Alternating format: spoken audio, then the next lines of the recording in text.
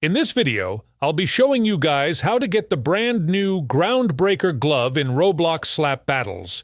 A new update just dropped, and it came with a fresh badge glove.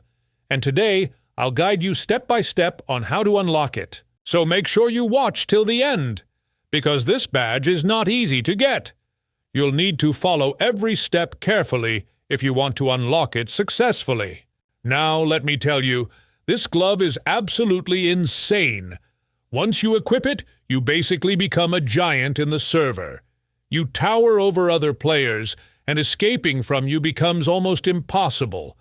The ground itself pulls enemies back toward you, making it super hard for them to run away.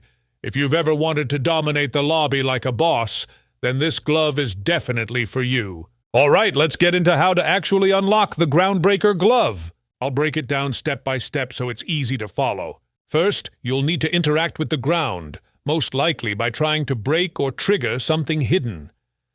The exact method might vary, so pay close attention in-game. Next, you'll need to obtain the frame-mogged badge.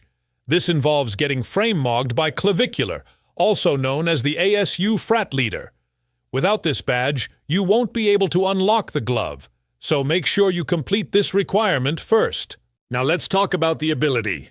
The E ability allows you to raise both arms and slam the ground, creating a powerful tremor that travels in a straight line for about 30 studs.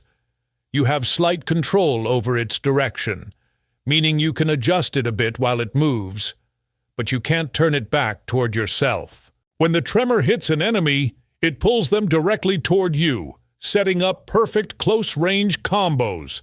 If you hit the same player again within 2 seconds, they'll receive massive knockback, up to 64, which makes this glove extremely powerful in combat. However, there are some important limitations.